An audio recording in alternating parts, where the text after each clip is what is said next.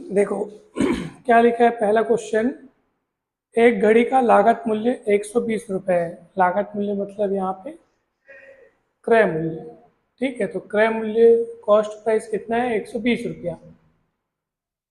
120 रुपये, ओके। अब 20% का डिस्काउंट दे रहा है, और 20% का डिस्काउंट देने के बाद भी 20% का लाभ हो, है ना? तो इसके लिए अंकित मूल्य कितने रुपए रखना होगा? अब ध्यान से देखो कि 120 रुपये उसका लागत मूल्य है। अब 120 रुपये लागत मूल्य है और उसको बेचने पर 20% का लाभ होना चाहिए। ठीक है, तो सबसे पहले ये देखो आप कि अगर 120 रुपया उसका क्रय मूल्य है तो 20% लाभ लेकर के अगर वो बेचना चाहेगा तो कितने में बिकना चाहिए? 20% बेच रहा है, 20% लाभ वो कमाना चाहता है, तो उसका विक्रय मूल्य कितना होना चाहिए? बताओ विक्रय मूल्य। तो विक्रय मूल्य का सूत्र क्या होगा? जो सेलिंग प्राइस है उसका सूत्र क्या होगा? कॉस्ट प्राइस इंटू 100 धन लाभ का प्रतिशत बटे 100। तो कॉस्ट प्राइस है 120, फिर 120 हो गया ये, और बटा 100 हो जाएगा। एक एक शून्य इधर से काट दो, 144 रुपया हो गया। 144 रुपया उसका विक्रय मूल्य होगा, जिस रेट में वो, जिस कीमत में वो बेच रहा है। वो इसलिए है क्योंकि उसको 20% का फायदा कमाना है, तो इसलिए 120 रुपये वाली वस्तु को 144 में बेचेगा तो 20% का लाभ होगा। लेकिन उसको 20% का डिस्काउंट भी देना है। डिस्काउंट देने के बाद ये वाला लाभ कमा रहा है ना।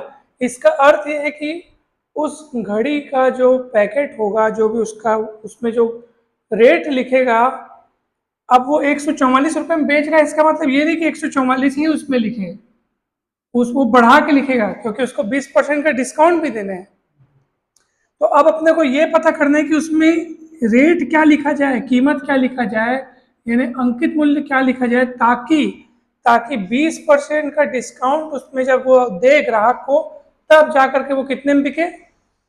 एक ये फिक्स हो गया कि 144 में वो बेच रहा है, ये तय हो गया है। लेकिन ऑब्वियस सी बात है कि यहाँ अंकित मूल्य 144 से ज़्यादा ही होगा, ताकि 20% का उसको, वाह, 20% का उसको डिस्काउंट दे, तब भी वो कितने में बिके? तब वो कितने में बिके? 144 में बिके। 144 में बिकेगा तो उसको 20% का लाभ हो रहा है। देखो भाई, क्रय मूल्य 120 रुपये में वो घड़ी को क्या किया? खरीदा है। अब वो चाहता है कि भाई मैं 120 रुपये में घड़ी को खरीदा हूँ, अब मुझे ग्राहक को 20% का डिस्काउंट भी देना है, आकर्षक डिस्काउंट, ताकि ग्राहक खुश रहे। लेकिन डिस्काउंट देने के बाद भी मुझे कितने का फायदा हो? 20% का फायदा हो। तो पहले मैंने ये ज्ञात कर लिया कि भाई 120 रुपये अगर क्रय मूल्य है तो 20% का उसको लाभ प्राप्त करने के लिए 20% का लाभ उसको मिलना है, ज़्यादा नहीं मिलना है, 20% का। तो 20% का लाभ अगर मिल रहा है तो कितने में घड़ी को बेचेगा? तो ये कितने में बेचेगा? 144 रुपये में घड़ी को बेचेगा। लेकिन उसमें कीमत 144 नहीं लिखेगा वो। ऐसा नहीं है कि 144 रुपये में बेच रहा है घड़ी को तो कीमत 144 लिख रहा है, वो बढ़ा के लिखेगा ताकि 20%, क्योंकि उसको 20% का क्या करना है। तो ऑब्वियस सी बात है कि यहाँ वाली कीमत जो अंकित मूल्य है वो ज़्यादा होगी, तभी तो उसमें 20% का डिस्काउंट दे करके 144 में वो बेचेगा। तो आपको अंकित मूल्य ज्ञात करना है। समझ में आ रहा है? जो कि 20%, ऑब्वियस सी बात है, 20% का उसको क्या करना है? डिस्काउंट देना है। तो अपने को वही पता करना है कि यहाँ पर रेट क्या लिखा होगा, जिसका 20% कम करके जब वो बेचेगा तो 144 में उसकी घड़ी बिकेगी। ऐसे अपने को सोचना है। समझ में आ रहा है? बढ़िया, ठीक है। तो डायरेक्ट अंकित मूल्य वाला सूत्र लगाओ,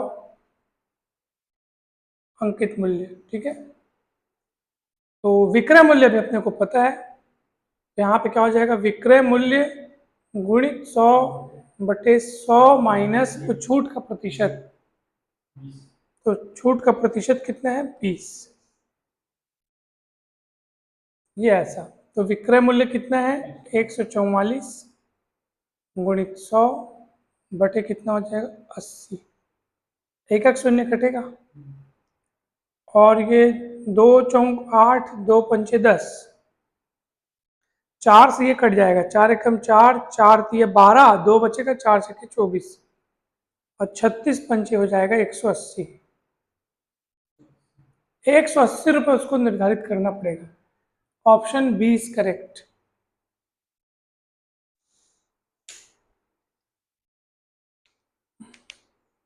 तो पहले अपन ने क्या किया, क्रय मूल्य दिया है और उसको लाभ चाहिए 20% का, तो लाभ 20% कमा करके उस घड़ी को 144 रुपये में बेचना ही चाहिए, तय हो गया एकदम, क्योंकि उसको 20% का लाभ कमाना है, न कम न ज्यादा।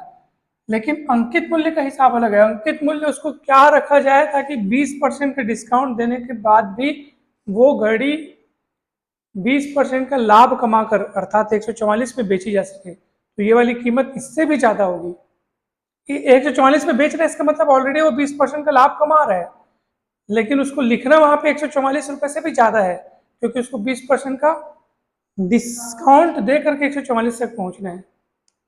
तो इसलिए अंकित मूल्य 180 होगा। 180 में अब 20% डिस्काउंट देगा तो 144 होगा, और 144 में वो घड़ी को बेचेगा तो उसको 20% लाभ हो जाएगा। अब दूसरा वाला बना के दिखाओ। उसमें जस्ट अंकित मूल्य आपको दिया है और लागत मूल्य ज्ञात करना है। इसमें लागत मूल्य दिया था, अंकित मूल्य आपने ज्ञात किया। इसमें अंकित मूल्य दिया है एक पुस्तक का और उसका लागत मूल्य ज्ञात करना है, और दिया है कि 10% का बट्टा देने के बाद भी उसको 20% का लाभ हो उस पुस्तक विक्रेता को।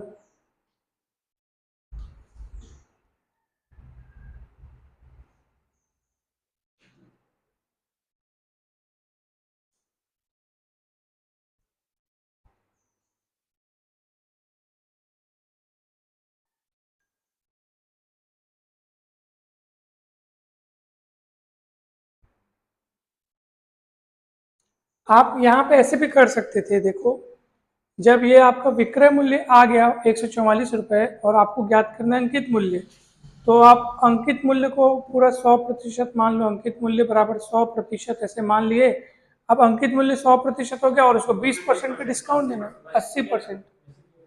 तो ऐसे भी कर सकते हो। 80 और 120 में जोड़ना था, और वो 80% ही तो 144 है, क्योंकि 144 में वो घड़ी को बेच रहा है। तो 80% यानी अंकित मूल्य का 20% कम करोगे तो यहाँ पे विक्रय मूल्य आ रहा है, और वही विक्रय मूल्य 144 है जो कि 20% कम हुआ है। तो 80% 144 है और 100% आपको पता करना है, ये है ऐसे। तो यही आएगा आपका 180 रुपये। ऐसे भी बन सकता है।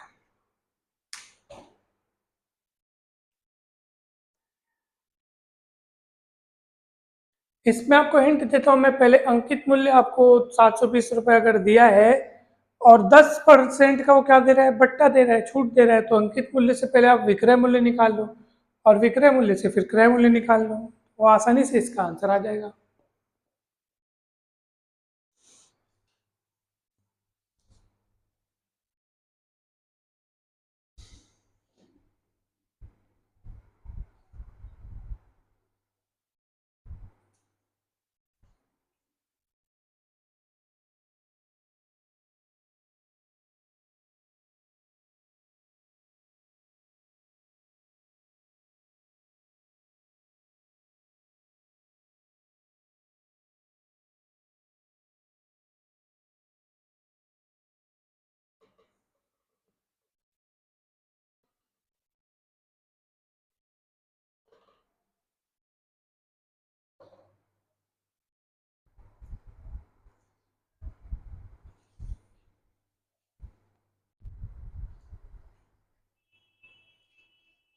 देखो, अंकित मूल्य कितना दिया है, अंकित मूल्य 720, ठीक है। अब 10% का बट्टा देने के बाद उसको 20% का लाभ होता है।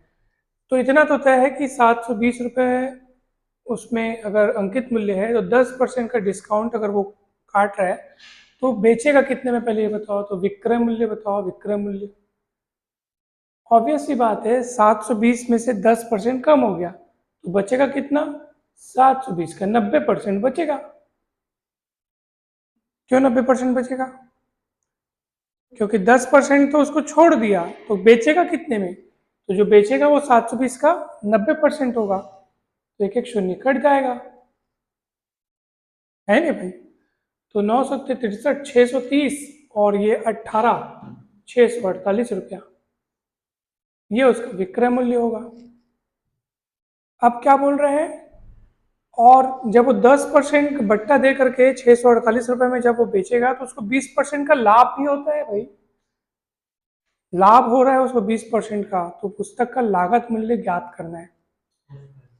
हाँ, 20% का उसको लाभ होता है, यानी कि ये जो है, अगर आप क्रय मूल्य को अगर आप 100% मानते हो, ठीक है, तो आपका जो ये विक्रय मूल्य है,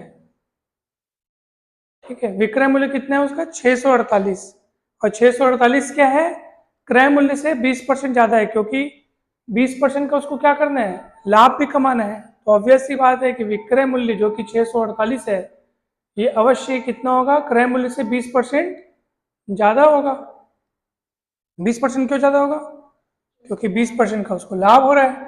तो क्रय मूल्य को अगर आप 100% कहते हो तो विक्रय मूल्य को 120% कहोगे, और वही 648 है। और आपको क्रय मूल्य ज्ञात करने हैं, तो पहले आप 120 को बटे में लाओगे, तो यहाँ पे 1% का वैल्यू निकलेगा, और आपको क्रय मूल्य यानी कि 100% ज्ञात करना है, तो 648 बटे 120 गुणा 100 करोगे, एक एक शून्य कटेगा, और बिल्कुल ये 12 से डिवाइड हो जाएगा, 12 एकम 12, 12 पंचे 60 होगा, और 4 बचेगा, तो 12 तिया 48, 12 तिया 36 होता है, 12 चौक 48, 12 चौक 48, 540 आंसर आएगा बी। इस तरह से कितना आसानी से बन गया, देखो ये।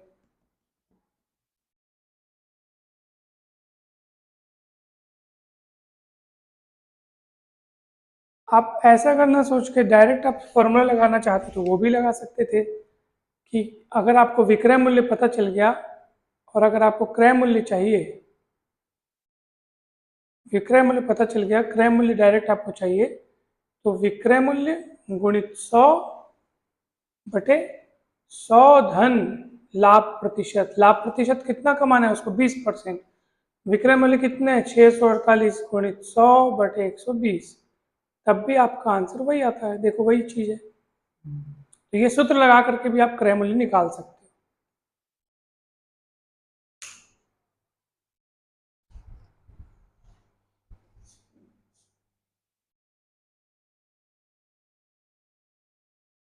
हैं।